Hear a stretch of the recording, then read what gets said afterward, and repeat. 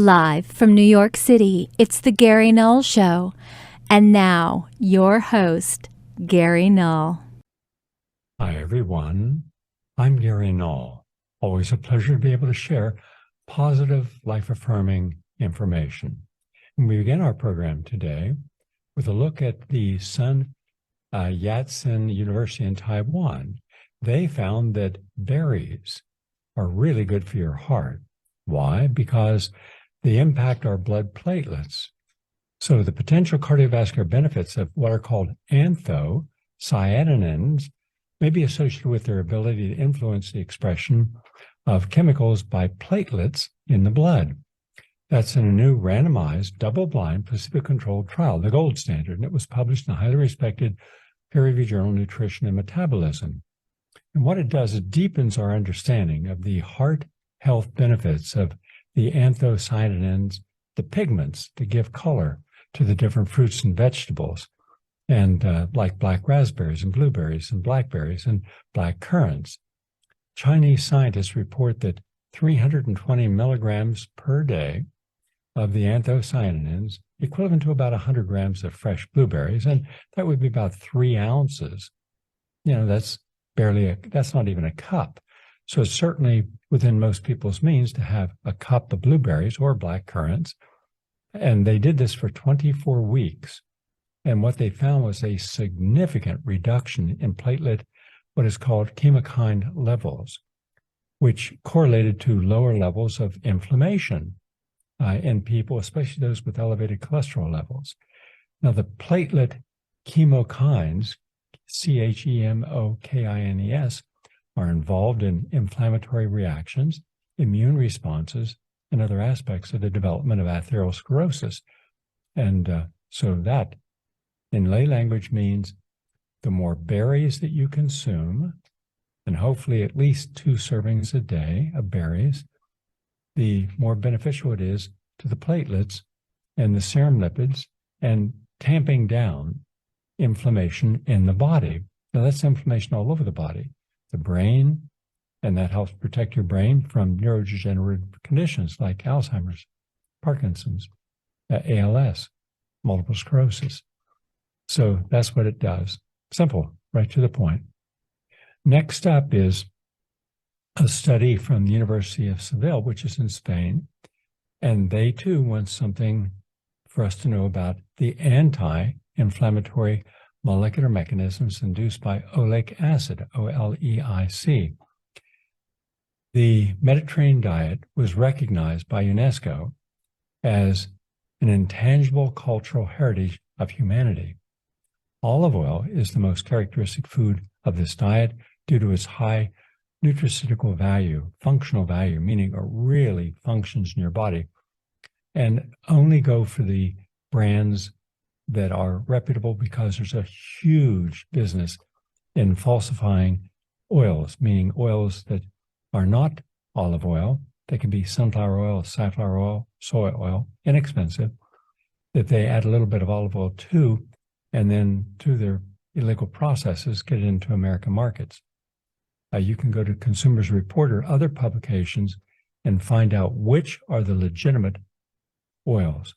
Now, I always buy from, I don't want to promote any brands, but I look them up and then I contact them and ask, what do you do to make sure that if something is grown and you're branding it, it's your private label, that it's extra virgin, organic, first press, and then they give you the information. And that's the only way you should be using these oils. The cheap oils, I would never use any of the cheap brand oils. That's where you're going to get in trouble. In any case, if you go to the Mediterranean, I'm sure many of you have been there. If you haven't, it's really one of the most beautiful places in the world to go. What is known as the Western Mediterranean. Italy, of course, and Greece, Spain, Portugal, France. These are some of the areas. And the cuisine is just spectacular. They emphasize a lot of olives. Now, I was actually in a person's barn in the Italian Alps a few years ago. My brothers and I went over there, and I wanted to see, why is it that the people in the country, in Italy, live much longer lives than those in the suburbs or the cities? And I have a perfect situation where, by happenstance, I met a family, and it was kind of, you got a kick out of this. If you're ever in the Italian Alps, you'll notice that there's small little hamlets, maybe anywhere from 6 to 15 homes. These are generally very old homes. Some can be 3 to 5, 800 years old. I was in one home that was 800 years old. And you can smell that oldness in the wood and in the structure. And one of my buddies, well, two of my buddies, Franco Pantone and another one, who's a medical doctor, they speak, of course, fluent Italian, and they would ask, would it be all right? This is a person from the United States, and he would like to ask you about your life. And he said, fine. And I also agreed that I would do a day's labor because I'm a farmer. I'm a certified organic farmer. I teach farming, and I've had very successful farms. I started the first food co-op that I'm aware of on the East Coast of the United States, the High Falls Food Co-op. So anyhow, I said, anything you want me to do, I'll be happy to do. And they really didn't care, but I jumped in, and I'm walking up a hill with a sack. Well, it looked like an apron, but with a huge pocket that you would, as you bend over and picking tomatoes, you would then drop them in there. Anyhow, I was working with a guy who was 93 years of age, and he had legs like a fullback on a football team, and he was just as insightful as possible.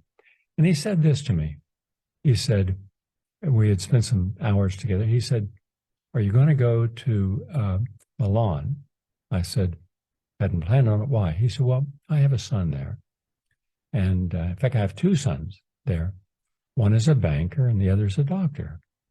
And when they lived here, they was always healthy, exercising the hills here." And he said, drop in on them. We'll give you the information and just say that you're sending a message from your mother and father that they should take a break. They're too stressed because evidently they talk on the phone all the time. And we did that. But I was all these miles, we were going about 20 miles that day. I was running it.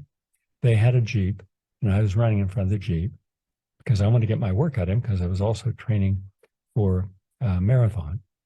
So it was just delightful. So if you ever go to Italy, yes, all the tourist attractions, especially in Venice, spectacular. If you can get there time of the year when the tourists aren't there, which is wintertime, winter, spring, and fall, best time to visit these countries. In any case, so you want to see some of the beautiful statues and artwork is spectacular.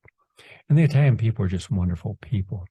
And they have these wonderful complexions and just really beautiful people and very open, very emotionally expressive. So we decided to go up to Milan. What an experience that was. First, from the outside, you can't see inside. They don't have windows right down the street. So, you walk by, you see a light on. No, it's like a wall. Behind that wall is frequently a courtyard. But when you get into these apartments, they're huge. I mean, nothing like it in the United States. And they're old. And marble floors, marble steps, beautiful types of craftsmanship that went into the masonry, etc., the molding. Anyhow, I had an opportunity to spend one day with the son of the farmer in the country. Now, mind you, in the country, they had their own apothecary, meaning they had a barn where they had a wall of olives, literally jars of olives. They must, I'm guessing, probably about 60 to 80 different types of olives. And they cure differently, something you never see in an American barn. You used to. In fact, as a kid, I remember seeing something very similar to this in my great aunt's farm over in Little Hawking, Ohio, where you went in, and boy, it was clean. There was no dust and mold in the air. And she had all these bags, paper bags, and in those paper bags were herbs. And she wrote on the outside the date that they were put in there and then what they were. And I said, Aunt Myrtle, what are these? And she said, oh, when people get sick, I know which herbs to use. It's been something passed down. And then I saw these big 55-gallon wooden barrels. What's in there? She said, well, you can't grow stuff all the year here. So when we're in season and we're harvesting things, we want to preserve them. So we dry them. How do you dry them? So she takes me outside, and it just so happens they were drying peaches and apricots. And so first they wash them off, and then they cut them with a knife. They didn't have any machines, just and take the seed out. And she saved all the seeds to replant new trees. And then they lay them on what looked like a screen door, but it had a cloth on the bottom, one of the little muslin cloth. And then they laid it down. Then they put the same cloth, another cloth, on top of them to keep the insects and bugs off of them. And it sat outside until it was dry. And then they flipped them over and did the other side. She said it takes about a week, sometimes a little longer, depending upon how much humidity is in the air. And she said, then we put them in this cask. And I said, what's that stuff? Because you could smell it. It had a really strong smell. It was like a dark grease, and it was lining the whole thing. And she said, well, that's bee propolis. And that's what the bees put on the outside of their hives and the inside to protect them, because it has a way of killing all kinds of bacteria and germs. Okay, none of this is all new to me. But she had literally hundreds of barrels. I mean, hundreds. She had the most magnificent farm I've ever seen in my life. And she'd been there through the 1930s and before. In fact, it was her farm where my mother and father and their siblings grew up during the Depression. And they learned a lot of lessons.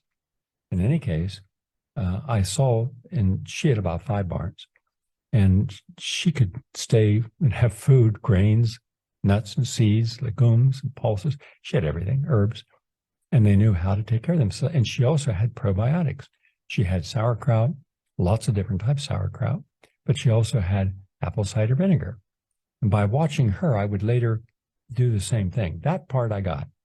In fact, you can go up on GaryNull.com, look under photographs, and you'll see me in my blue bib overalls. And I'm with my buddy Neil, and we're at an orchard in Goshen, and we're there for the day, collecting all the down apples, meaning those are just fallen on the ground, taking them into a barn, putting them into a sink that I built, and washing them down, then putting them into a little machine that grinds them all up like a big commercial food processor. But this one you could put like 10 pounds in at a time.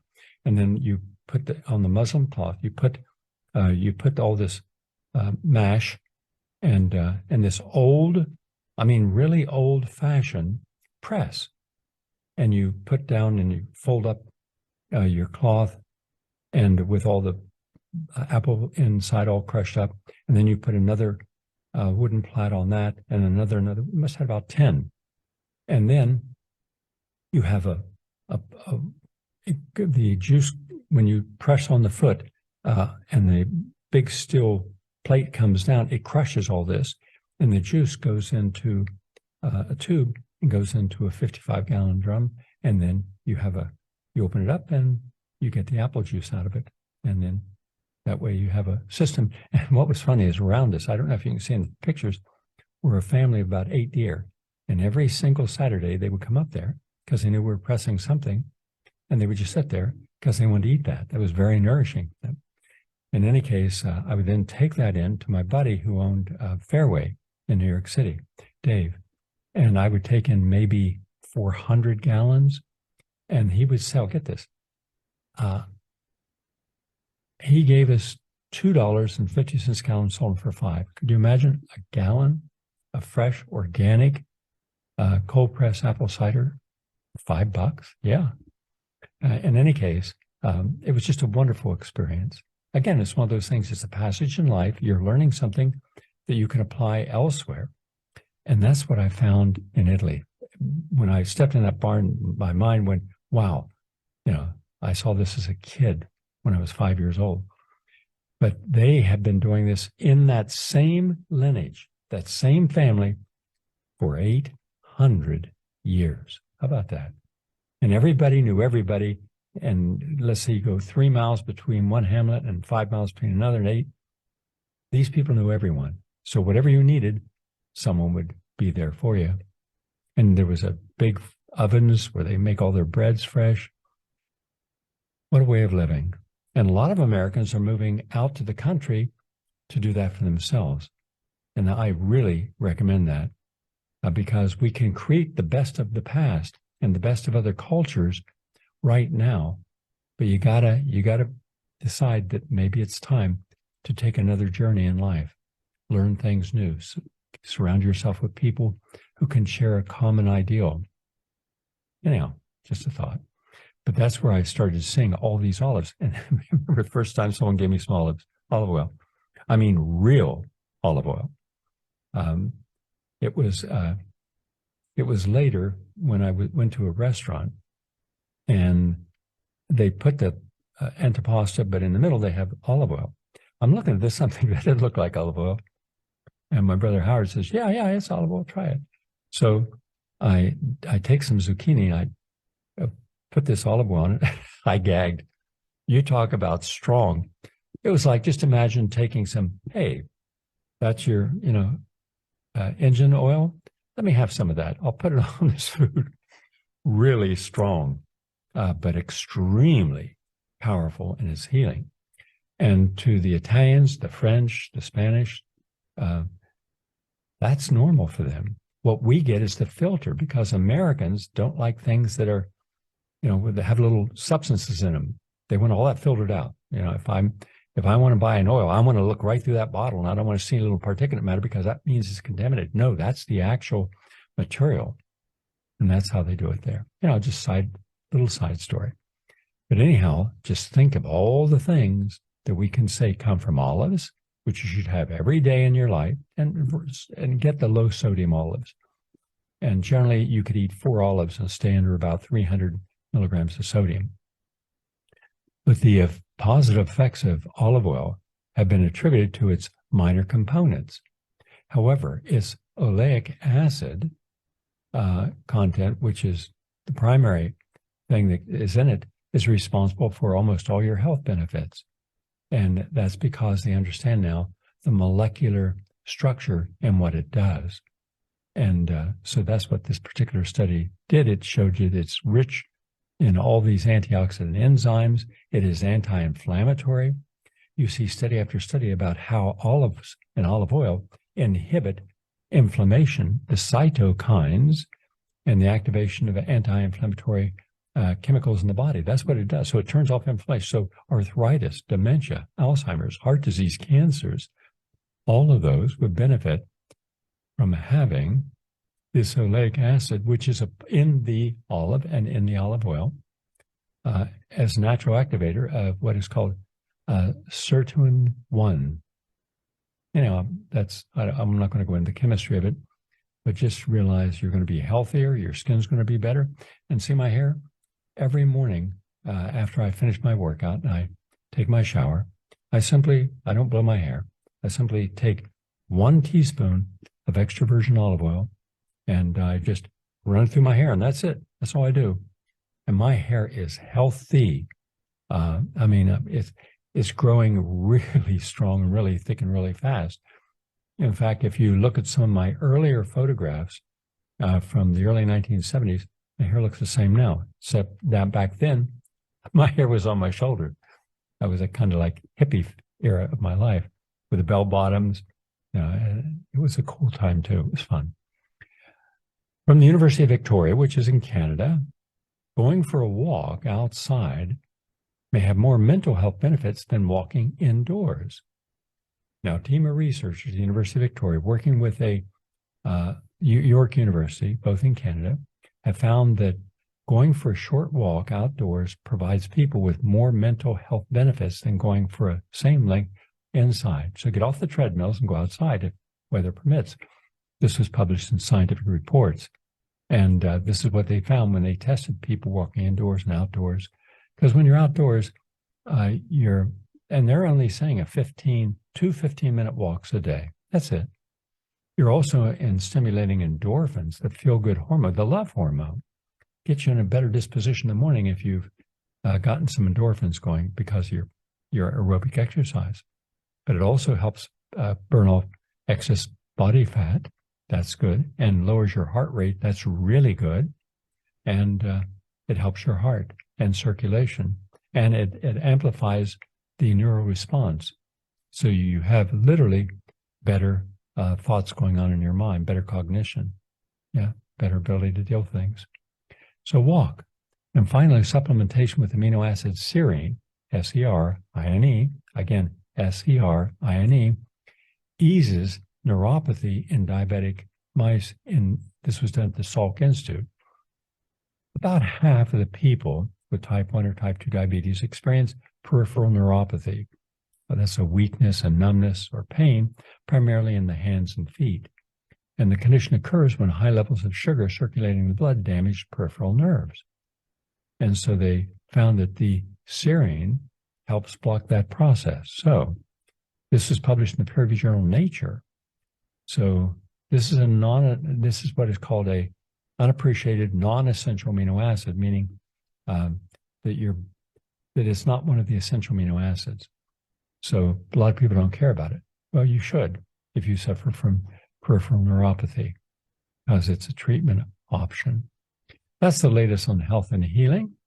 And remember, every Monday, if you subscribe for the Monday edition of the Gary Null newsletter, which my friend John LaBelle prints, you will have phenomenal information, just what I'm sharing with you now, and all the sources and footnotes. So if you miss something, you didn't hear something correctly, and you want to follow up on something, all the information to do so is there. You just go to GaryNull.com, scroll down to where it says newsletter. If you want the other newsletters that come every day, again, 6 o'clock, well, it's a small insignificant fee. I don't receive any of this. I do it as a public service. And you'll get it, and that has all of the information like articles, original articles. I simply produce more information than this hour program allows me to share with people. Now, there was a time when, as much as I could create in a day, articles, commentaries, chapters in books, I could share. And I was just thinking about this morning when I was doing my run. Back from 1980 to almost 2000, we're talking about a 20-year period, my normal day would be, it was a Sunday night getting ready for the week, but I was on ABC. On Saturday, it was on ABC Network on over 250 stations, and on Sunday, WABC. And it was the #1 listened to radio program in America out of 5,000 programs every Sunday night. Same show I do now. Same information. Gary, didn't you talk just about? No, I've always done the same format.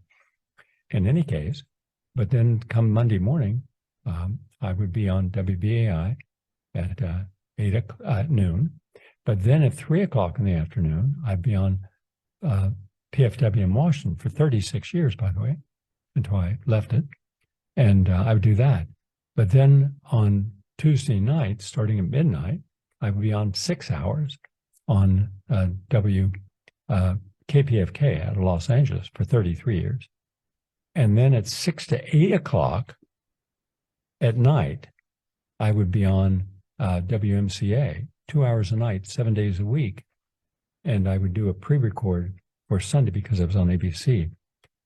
That was just how much information was shared every single week. So a lot of information. Let me do one last one here. This is from the Federal University and the University of Pelotas in Brazil. If you're a person like most people are, unfortunately, high consumption of sugar-sweetened beverages is associated with low bone mineral density in young people. So the more of those soft drinks you consume, the worse it is for your liver. You can end up with non-alcoholic fatty liver disease, which can kill you and does. But also, it's reducing your bone mineral relationship. So you're going to end up with, by midlife, in your 30s or 40s, you're going to end up with some really serious hip problems, knee problems, and you can end up even with the lumbar spine. All of these things can end up being demineralized. You don't want that. So stay away from that. All right. And stress at work, it can spur different cancers. University of Montreal said this. For men and women, prolonged exposure to work-related stress has been linked to an increased likelihood of lung cancer, colon cancer, rectal cancer, and stomach cancer and non-Hodgkin's lymphoma. And that is not good. Better to find another job than to stay in a place that risks your life. Your life is worth more than a job if it's stressful. Let's take a break. We have a lot more to share with you, including some really important new information that is going to give you an entirely different perspective on who to trust with all of our information coming at us every day. Back in a moment. Are you tired of closed-minded programming? Well, look no further than PRN.Live, the home for progressive voices.